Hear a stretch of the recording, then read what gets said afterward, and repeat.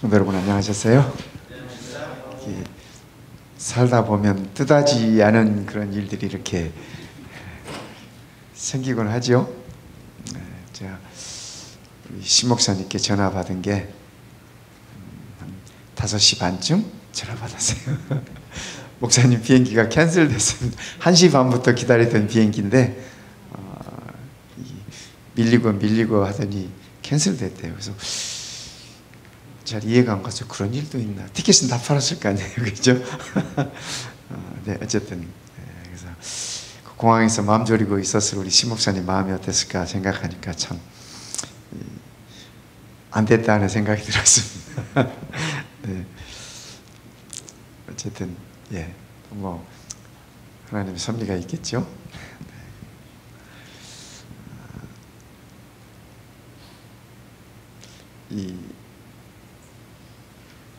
여러분 은혜를 갚으면서 사세요?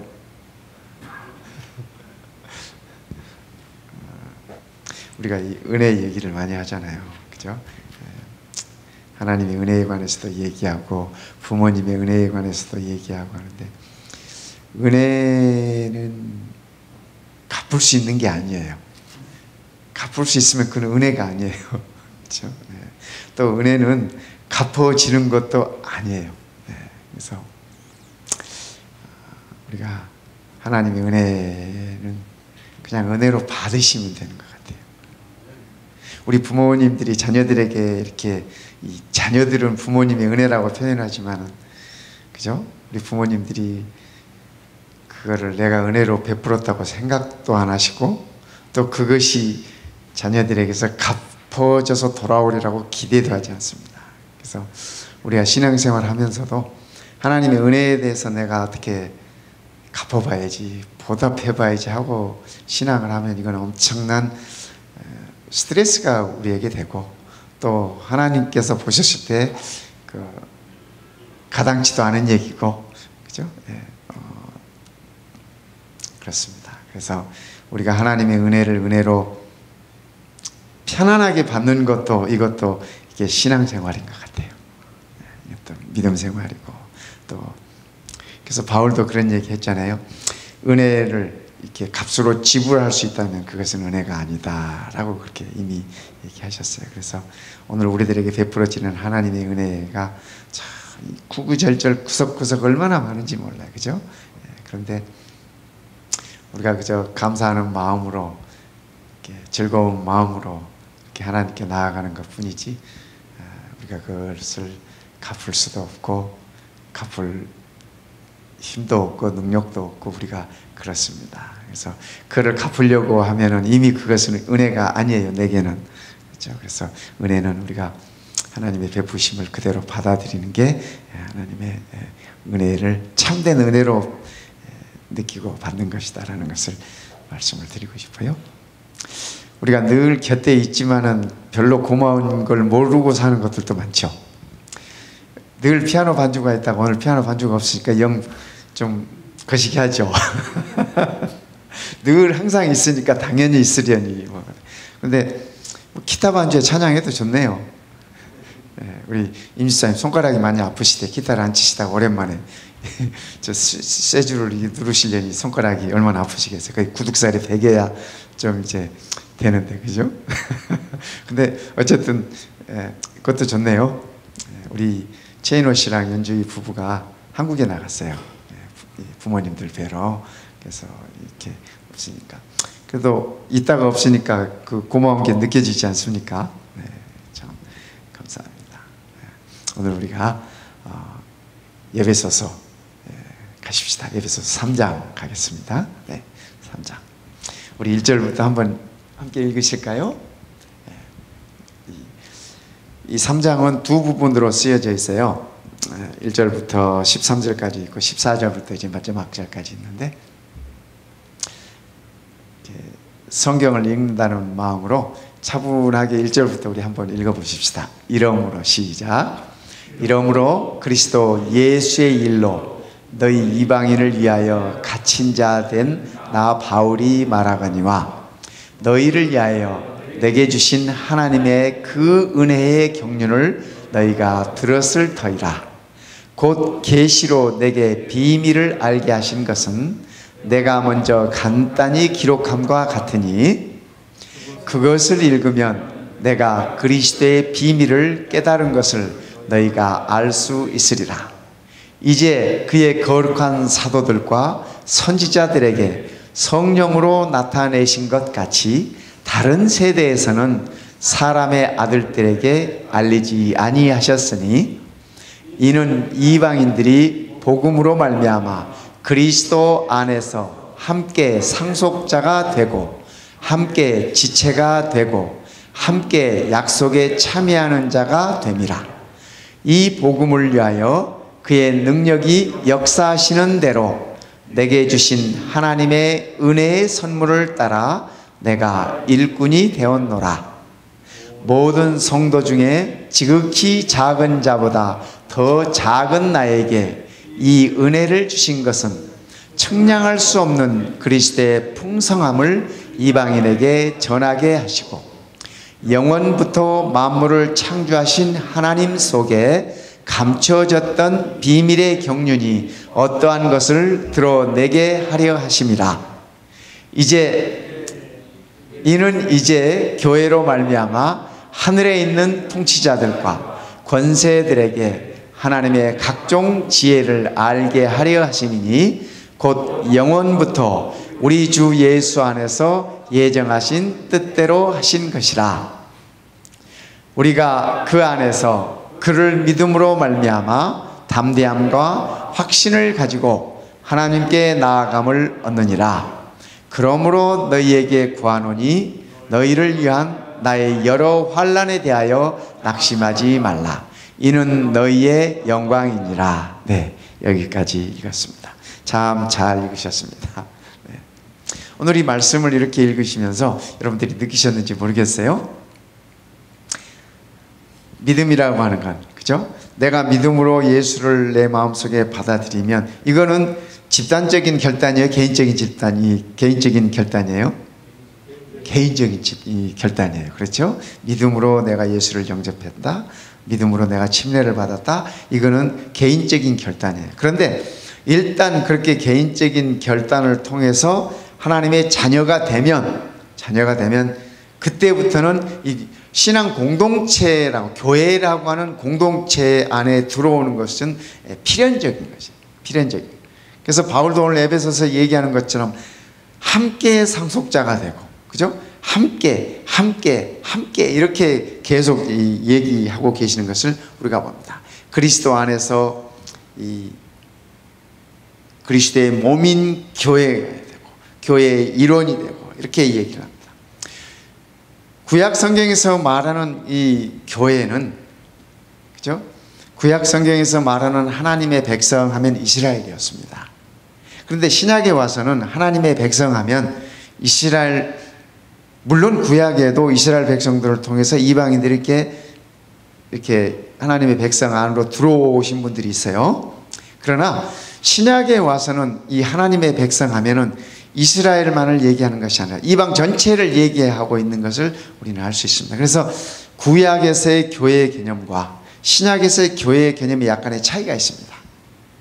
구약에서 하나님의 백성 하면은 하나님의 선택하신 이스라엘을 가리키는 말이지만, 신약에서 하나님의 백성 하면은 이 전 세계적으로 유니버셜한 것을 내포하고 있습니다.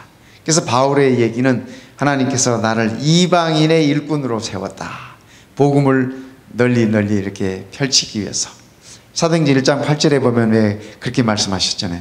너희가 성령을 받으면 예루살렘과 유대와 사마리아와 땅끝까지 이르러 내 증인이 되라. 그래서 예루살렘을 중심으로 해서, 이스라엘을 중심으로 해서, 하나님의 선민들을 중심으로 해서 기독교의 시작은 이스라엘에서 시작된 거잖아요. 그렇죠? 예.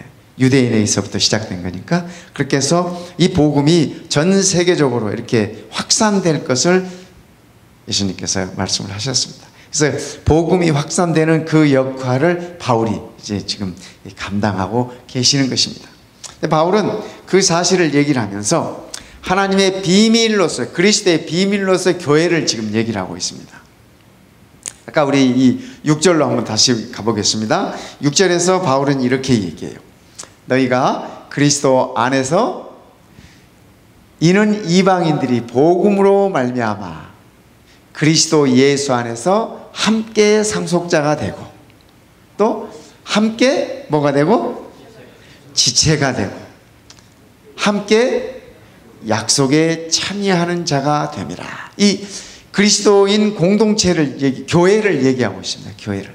전에는 교회하면 하나님의 백성하면 이스라엘 백성을 가리켰지만은 이제는 복음으로 말미암아 이 모든 이방인들이 이제는 하나가 됐다. 예수 안에서 교회라고 하는 머리가 그리스도이시고 우리가 모두가 지체가 된 이 한 공동체, 교회라고 하는 한 신앙 공동체가 되어서 함께 상속자가 되고 함께 지체가 되고 함께 약속에 참여하는 자가 됐다. 이것을 바울은 그리스도의 비밀이라고 그렇게 얘기를 했습니다. 그리스도의 비밀. 창세 전부터 이렇게 우리를 위하여 마련되신 그리스도의 비밀이라고 그렇게 표현을 하고 계십니다. 그래서 바울은 이 에베소 3장에 보면 이 비밀에 관하여 그가 이렇게 자세히 적고 있어요. 3절에서는 그가 이렇게 얘기합니다. 이 비밀을 이 3절에서 곧 계시로 내게 비밀을 알게 하신 것과 그 비밀을 하나님께서 바울에게 이렇게 알게 하셨어요. 그 다음에 4절에 그 비밀을 깨닫게 하셨다고 얘기해요. 4절에서 내가 그리스도의 비밀을 깨달은 것을 너희가 알 수 있어요. 그래서 하나님께서 바울에게 그 비밀을 깨닫게 하셨고 9절에서 그 비밀을 이방인들에게 드러내게 하셨다고 그렇게 얘기를 합니다. 그래서 그렇게 하기 위하여 하나님께서 나를 일꾼으로 삼으셨다. 그래서 바울은 일꾼됨에 있어서 지금 바울이 갇혀 있잖아요. 감옥에 있잖아요. 그것조차도 고난과 역경을 받는 것조차도 복음을 위하여 하나님께 영광이고 너희들에게조차 영광이다라고 그렇게 표현을 하고 있는 것을 우리가 여기서 볼 수 있습니다.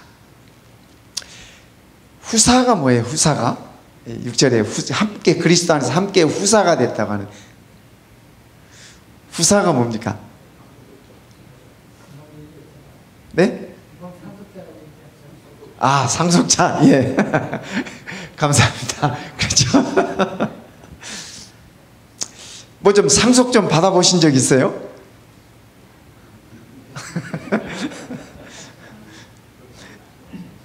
이 뭐 상속 같은 거 좀 이렇게 받아보신 거 없으세요? 요즘은 이 있는 사람들은 상속 때가 되면은 형제들끼리 싸우더라고요. 네, 상속 받을 게 없는 사람들은 이 속이 편해. 형제간의 오해도 좋아. 그렇죠? 세상 얘기예요, 세상 얘기. 그런데 이스라엘이나 유대인이나 이방인이나 밖에 있던 자나 안에 있던 자나 먼 데 있던 자나 가까이 있던 자나, 그렇죠? 네. 그리스도 안에 있던 자나 밖에 있던 자나 모두가 다 한 믿음으로 한 이 자녀가 되면 함께 상속자가 후사가 된다고 이렇게 말씀을 하셨습니다. 여러분, 하나님께 이 무언가 상속을 받고 싶다면, 그리고 우리가 하나님의 자녀로서 무언가 상속이 내게 주어진다면 뭘 받고 싶으세요? 뭐 갖고 싶으세요?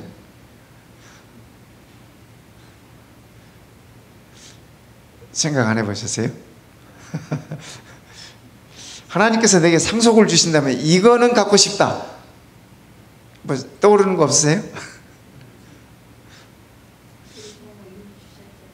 네? 제일 좋은 걸로 이미 주셨대요. 그게 뭐예요? 구원을 주셨어요. 구원을. 예, 구원을 주셨어요. 구원을 우리가 이거 상속이라고 할 수 있어요? 상속은 아버지가 아들에게 혹은 아버지가 딸에게 물려주는 거예요. 그렇죠? 잘 마련해가지고 물려주는 거예요. 그렇죠? 예. 뭐 갖고 싶은 거 없어요? 네? 아, 성품. 하나님의 성품. 아, 예. 저도 그거 좀 갖고 싶어요. 성품이 좀 안 됐거든요. 예. 저도 그거 좀 갖고 싶어요. 또 뭐 갖고 싶어요? 믿음, 소망, 사랑. 너무 추상적이다. 그죠? 오늘부터 한번 고민 한번 해보십시오. 우리를 상속자라고 그러시는데, 후사라고 하시는데, 그죠? 후사라고 하는데, 내가 하나님의 자녀로서 뭘 받을까? 성경에 약속들이 많이 있어요. 그죠? 요한계시록에도 보면 이기는 자에게 생명 과일을 주겠다. 생명수를 마시게 하겠다. 그죠? 뭐 새 이름을 주시겠다. 뭐 또 새 하늘과 새 땅을 주시겠다. 영원한 생명을 주시겠다. 뭐 약속이 많아요. 약속이 많은데 저도 딱히 뭐를 상속받았으면 좋겠다고 생각을 그동안 안 해봤어요. 근데 오늘 이 말씀 준비하면서 갑자기 그런 생각이 들더라고요. 제가 우리 아버지한테 물려받은 게 아무것도 없어. 제 유전자 외에는 제 유전자 외에는 뭐 물려받은 게 아무것도 없어. 그래서 갑자기 말씀 준비하면서 그런 생각이 들더라고요. 아버지 하나님께서 내게 이 후사로서, 그죠? 이삭은 아브라함의 모든 것을 다 가졌잖아요. 그죠? 아버지가 마련한 모든 것. 솔로몬도 그의 아버지 다윗 왕이 이 갖춰놓은 모든 부와 영화를 다 솔로몬이 물려받았잖아요. 거기다가 플러스 하나님께서 허락하신 지혜까지. 그죠? 네. 우리도 한번 오늘 저녁에 고민 한번 해보십시다. 우리가 하나님의 자녀로서 무엇을 상속받았으면 좋겠는지. 그죠? 무엇을 상속받았으면 좋겠는지. 우리 하나님의 성품을 물려받으면 정말 좋을 것 같아요. 정말 좋을 것 같아요. 그죠? 네, 어쨌든 우리가 그리스도 안에서 함께 후사가 된다 이렇게 말씀하셨어요. 함께 후사가 된다. 그리스도 안에서 함께 이 지체가 된다 이렇게 말씀. 1장에서는 성령이 우리의 이 구원을 보증하고 인친다 그러셨잖아요. 우리를 상속자로서 인치신다 그러셨잖아요. 한 몸, 그리스도 안에서 한 지체가 됐다. 우리가 이런 생각을 좀 더 자주 가질 수 있으면 좋겠어요. 자주 가질 수 있으면 좋겠어요. 우리 오승영 장로님 누님이 잠드셨어요. 엊그저께 27일 날. 그래서 오늘 우리 장로님 네 분 못 오셨는데 95세 향수하시고 잠드셨습니다. 여러분들이 이렇게 위로해 주시고 좀 그렇게 해주시면 좋을 것 같습니다. 이 지체라고 하는 거는, 그죠? 우리가 이 손톱 밑에 가시가 박혀도 온몸이 아파요. 온몸이 아프고. 그래서 그 유대인들의 탈무드에는 재밌는 얘기가 있어요. 이렇게 자녀들을 교육하면서 머리가 두 개고 몸이 하나인데 이게 한 사람이냐 두 사람이냐 이렇게 랍비가 물어요. 그럼 뭐 당연히 아이들이 대답을 못할 거 아니겠습니까? 머리가 두 개면 두 사람인가? 몸이 하나니까 한 사람인가? 뭐 이렇게 고민할 것입니다. 근데 유대인들, 이스라엘 백성들이 한 공동체라고 하는 사실을 이 자녀들에게 일러주기 위해서 이 탈무드에 이렇게 교육용으로 적혀 있는 그 이야기예요. 그래서 이렇게 얘기합니다. 주전자에 뜨거운 물을 끓여가지고 이쪽 머리에다 이렇게 부으면 이쪽 머리가 뜨거 그러면 이거는 한 사람이고, 이쪽 머리에다 뜨거운 물을 부었는데 이쪽 머리가 전혀 뭐 뜨거운 것도 못 느끼고 이게 가만히 있으면 이거는 두 사람이다. 이렇게 가르쳐요. 이렇게 가르쳐요. 뭐 실제로 머리 두 개 있는 사람이야 없겠지만, 그렇죠? 그러나 그들의 그 가르침 속에 유대인들이 하나라고 하는, 우리가 뭐 지금도 잘 아시잖아요. 지금도 그 유대인들이 얼마나 그 한 공동체로서 참 이렇게 끈끈하게 살아가는지, 그렇죠? 예. 물론 그들이 수천 년 동안 수많은 핍박과 어려움 중에 있었기 때문에 거기에서 서로 살아남기 위한 그런 부분도 있었겠지만, 저는 우리 한국 분들도 좀 그런 면이 좀 있으면 좋겠어요. 이렇게 우리 한국 사람이 유대인들하고 공통점이 많습니다. 특히 자녀 교육하고 그런 데 있어서는 굉장히 비슷한 게 많아요. 제가 이 대학 다닐 때 그런 논문을 한번 쓴 적이 있어요. 유대인의 가정교육과 한국인의 가정교육 이렇게 한번 비교해 본 적이 있었는데, 참 이렇게 가르침이 많습니다. 되게 우리 한국 사람들도 이 아빠는 엄하게 하고 엄마는 좀 이렇게 품어주고 그렇지 않습니까? 유대인들이 그래요. 유대인들이 이 아버지는 엄하게, 엄마는 품어주고, 또 대부분의 교육은, 가정에서의 교육은 엄마가 해요. 엄마가. 그래서 유대인들은 엄마가 유대인이면 유대인으로 쳐줘요. 근데 이 아빠만 유대인이면 유대인으로 안 쳐요.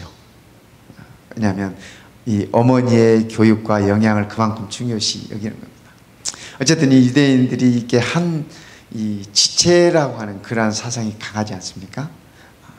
저는 우리 한국 분들도 좀 우리가 그런 그 의식이나 이런 게 있으면 좀 좋을 것 같아요. 맨날 싸우지만 말고, 그죠?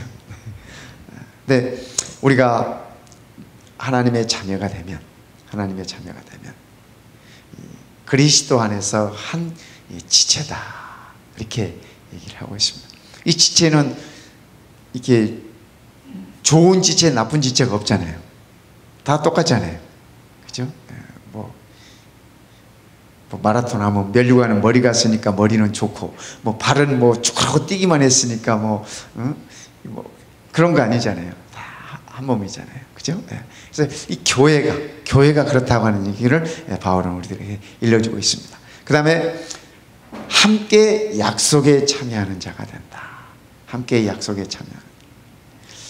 오늘 안식일 하나님께서 우리에게 주신 약속들이 어떤 약속들이 있나 한번 좀 이렇게 주무시기 전에 한번 이렇게 한번 생각을 좀 해보십시오. 성경은 아시다시피 약속의 책이에요. 약속의 책. 물론 그 약속이 메시아에 관한 예언이고 다시 오실 우리 주님에 관한 약속이긴 하지만 그 외에도 우리들의 개인적인 삶과 또 우리의 공동체적인 삶을 위한 이 하나님의 약속들이 가득한 책이 성경이에요. 그래서 전에 우리 재림교회 쿠은 목사님이라고 계셨어요. 쿠은 목사님이라고 계신데 그 쿠은 목사님이 오랫동안 주창하셨던 것 중에 하나가 이 ABC 기도라는 게 있었습니다. 이 ABC 기도라는 거. 이 A, 그죠? B, C, 네, 이 A라고 하는 거. 그다음에 B, 이 기도함에 있어서, 그죠? 우리가 신앙함에 있어서 하나님의 약속을 믿고 클레임하고, 이게 주장하고 하는 것이 중요하다고 하는 얘기를 하면서 우리가 그런 기도를 해야 된다라고 이렇게 표현을 해주셨는데, 이 약속을 함께 우리가 약속에 참여하는 자가 된다고 하는 사실은 참 우리들에게 귀한 복음을 일깨워주는 말씀인 것 같습니다. 그래서 바울이 그 말씀을 우리들에게 하고 있습니다. 유대인들의 기도를 살펴보면은 특별히 그 누가복음 18장에 보면은 그 바리새인의 기도가 예수님의 말씀 가운데, 예수님의 가르침 가운데 나오는데 이런 기도를 합니다. 저기 있는 저 세리처럼 내가 토색도 하지 아니하고 불의도 하지 않았고 간음하지도 않고, 또 저기 있는 저 세리와도 같이 않음을 인해서 참으로 감사합니다. 이렇게 기도했어요. 하나님이여, 나는 다른 사람들 곧 토색, 불의, 간음을 하는 자들과 같지 아니하고. 이건 굉장히 경건하신 분이에요. 그렇죠? 경건하신 분이에요. 지금 이런 것이 잘못됐다고 얘기하는 건 아니에요. 그렇죠? 우리가 하나님께, 그죠? 내가 토색했습니다. 용서해 주십시오. 내가 불의했습니다. 용서해 주십시오. 내가 간음을 했습니다. 용서해 주십시오. 이렇게 기도하는 것보다, 그죠? 물론 그 용서의 기도를 우리가 드려야 되겠지만, 그죠? 그러나 그렇게 하지 않으면 더 좋아요. 더 바른 생활이에요. 근데 이 바리새인은 그것을 하나님 앞에 이렇게 자랑으로 내놓은 것 때문에 지금 이렇게 예수님께 이렇게 책망을 받은 거예요. 그죠? 이 세리와도 같지 아니함을 감사합니다. 같은 교회 안에서 저쪽에서 기퉁이에서 지금 이 고개를 들지 못하고 가슴을 치면서 기도하고 있는 이 세리하고 같지 않음을 감사하다 그랬어요. 감사하다 그랬어요. 나는 일주일에 2번씩 금식하고 또 소득의 11조를 드리나이다. 이거 해야 되는 거잖아요. 특히 유대인들 중에 이 바리새인들은 경건한 사람들이기 때문에 일주일에 2번씩 이렇게 늘 금식을 했습니다. 뭐 하나님께 자랑하기 위해서 이 드리는 이 금식이 아니었다면, 그죠? 하나님 보시기에 얼마나 아름다운 것일 수 있어요. 그렇지 않습니까? 또 소득의 11조를 하나님께 드리는 것, 얼마나 아름다운 것이에요. 하나님의 말씀에 순종하는 것이에요. 순종하는 것이에요. 그런데 이 바리새인이 예수님께 칭찬을 받지 못한 것은 그의 마음의 태도 때문이었습니다. 아무리 내가 의로워도, 아무리 내가 바르게 살아도, 아무리 내가 하나님의 말씀에 순종하며 살아도 우리가 하나님 앞에서 자랑할 것이 있다 없다? 없다는 얘기예요. 하나님 앞에서 자랑할 게 뭐밖에 없다고 우리 갈라디아에서 공부하셨죠? 십자가 외에는, 그죠? 십자가밖에는 내가 자랑할 것이 없다. 그 얘기는 무슨 얘기냐면, 내가 아무리 덕이 많아도, 아무리 선을 많이 쌓아도, 아무리 착해도 십자가 앞에 서면 나는 뭐라는 얘기예요? 죄인이라는 얘기예요. 십자가 앞에 서면 나는 죄인이라는 얘기예요. 그러니까 십자가 앞에 서면 100% 우리에게 임하는 것은 하나님의 은혜입니다. 그죠? 그 은혜를 우리가 감사하고 찬양하는, 그죠? 그 은혜를 우리가 그대로 받아들일 뿐입니다. 바리새인이 그가 정말 이렇게 살듯이 이렇게 살아야 돼. 이렇게 살면서도 하나님의 은혜를 느끼고 감사하고 내가 죄인입니다 라고 세리에 기도하는 자세로서 이 바리새인이 그렇게 살고 그렇게 기도했더라면 아마 우리 예수님께 많은 칭찬을 받았을 것입니다. 이스라엘 사람들은, 남자들은 특히 그렇게 기도한대요. 내가 여자로 태어나지 않고 남자로 태어난 것을 감사합니다. 그렇게 진짜래요. 진짜. 또 내가 이방인으로 태어나지 않고 유대인으로 태어난 것을 감사합니다. 이렇게. 그 당시만 해도 우리 여성분들이 대접을 못 받았잖아요. 그죠? 요즘이야 뭐. 그런데 사실 미국에서도 우리 여성들이 대접받기 시작한 게 그렇게 오래되지 않았잖아요. 그죠? 이 투표권 가진 것도 그렇게 오래 안 됐어요. 이 민주주의를 피우는 미국에서도 그렇지 않습니까? 그러니까 예수님 당시야 오죽했겠습니까? 그 여인들의 그 사회적 이런 그 대접이 말입니다. 이 복음을 위하여 그의 능력이 역사하시는 대로 내게 주신 하나님의 은혜의 선물을 따라 내가 일꾼이 되었노라. 이 바울은 그가 하나님의 일꾼이 되었다는 얘기를 그의 특권으로 이렇게 표현하고 있습니다. 성도 여러분, 우리도 이런 의식과 이런 생각으로 우리가 살아가면 좋겠습니다. 교회에서 맡기신 작은 사역도 하나님의 일꾼이 되었다고 하는 그런 자부심으로, 그런 자긍심으로 우리가 바울처럼 임할 수 있다면, 그러면 모든 고난이 오히려 영광이 된다고 바울은 그렇게 얘기를 하고 있습니다. 바울은 그렇게 얘기해요. 8절에 이렇게 얘기합니다. 모든 성도 중에 지극히 작은 자보다 더 작은 나에게 이 은혜를 주신 것은 측량할 수 없는 그리스도의 풍성함을 이방인에게 전하게 하시려고 그렇게. 자기가 자기를 가리켜서 지극히 적은 자보다 더 적대요.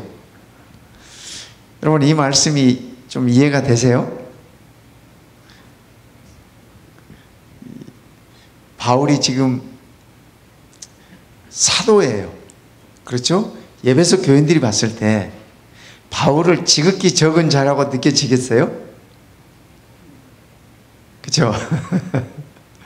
바울은 지금, 그죠? 초대교회의 이 대표적인 사도로서, 또 대표적인 하나님의 일꾼으로서 복음을 전하는, 이방을 위하여 복음을 전하는 하나님의 일꾼으로 이렇게 선택함을 받고 그 사역을 하고, 그것 때문에 감옥에 가기도 하고 그것 때문에 어려움을 당하기도 하는데, 바울이 내가 지극히 작은 자 중에서도 더 작은 자라. 이 말씀은 어떤 누구를 비교해서 상대적으로 표현한 말씀이 아닙니다. 바울이 하나님의 십자가 앞에 서니까, 하나님의 은혜 앞에 서니까 자신이 그렇게 느껴지는 것입니다. 자신이 그렇게 느껴지는 것입니다. 그의 이름도 재밌어요. 원래 그의 이름이 사울이었지 않습니까? 사울이라는 뜻은 이 큰 자라는 뜻이에요. 큰 자라는 뜻. 근데 이름을 바울로 바꿨어요. 바울의 이름의 뜻은 작은 자라는 뜻이에요. 작은 자. 그러니까 사울이 자기의 이름을 바꿀 때 자기의 이름의 뜻을 알죠? 우리도 우리 이름의 뜻을 다 알잖아요. 우리 이렇게 한자로 표현하기 때문에 내 이름의 뜻을 다 아시잖아요. 사울도 자기의 이름의 뜻을 알았어요. 하나님 만나서 이제껏 내가 큰 사람이라고 생각하고 살았는데, 그렇게 생각하고 살았는데, 또 바울이 자랑할 때 들어보면 굉장하잖아요. 내가 베냐민 지파 중에 베냐민 지파고, 그죠? 내가 가말리안 문화의 이 문화생이었고, 그죠? 내가 태어난 지 8일 만에 할례를 받았고, 이거는 유대인들에게 있어서 굉장한 자부심입니다. 베냐민 지파라고 하는 것도 굉장한 자부심. 이스라엘 12지파 가운데 하나님 앞에 반역하지 않은 지파는 베냐민 지파예요. 한 번도 반역하지 않은 지파는 베냐민 지파뿐이었어요. 또 초대 왕이 나온 것도 베냐민 지파였잖아요. 그러니까 나는 베냐민 지파라고 하는 것은 대단한 자부심을 표현하는 것입니다. 바울이 정말 자랑할 것이 많은 사람이에요. 그죠? 산헤드린 회원이었고 뭐 이렇게 자랑할 것이 많은 사람인데, 내가 십자가 외에는 자랑할 것이 없고 그 외의 모든 것들은 다 똥으로 여긴다고 바울이 이렇게 기록했잖아요. 그러니까 그거는 하나님이 은혜 앞에 섰을 때 자기 자신을 얘기한 겁니다. 하나님을 만나기 전에는 그가 사울이라고 생각하고 그렇게 큰 자라고 생각하고 가슴을 펴고 살았는데, 하나님 만나고 하나님 앞에 서 보니까 정말 자기가 한없이 작은 자라고 하는 사실을 깨달아요. 오늘 우리도 이런 깨달음이 있으면 좋겠습니다. 하나님의 은혜 앞에서 우리가 설 때, 그죠? 네. 지극히 작은 자 중에 그러면 우리의 이 마음 깊은 속에도 교만도 물러갈 테고, 오만함도 물러갈 테고, 건방짐도 물러갈 테고, 하나님 앞에서 말입니다. 한 신앙 공동체로서 우리가 서로 그죠? 내가 지극히 작은 자라고 하는 그러한 그 의식과 그러한 생각이 있다면 이 공동체가 얼마나 아름다운 공동체로 서로 형성될 것인가. 예수님 곁에 가까이 있었던 이 12제자 공동체는 만나기만 하면 틈만 나면 뭐였어요? 그죠? 예, 누가 크냐? 누가 크냐? 이랬어요. 누가 크냐? 그런데 아시다시피 예수님의 십자가 이후에 성령이 임하시고 그 12제자의 공동체가 가장 아름다운 초대교회 공동체로 변화되는 모습을 우리가 보았지 않습니까? 오늘 우리 교회 안에도 이런 축복이 함께 임했으면 좋겠습니다. 하나님께서 이 일꾼을 선택하셨다고 하는 이 말씀 중에는 우리가 가끔 이 선택이라는 이 말씀을 생각해 보면 이런 착각을 할 때가 있습니다. 하나님께서 나만 선택하셨다.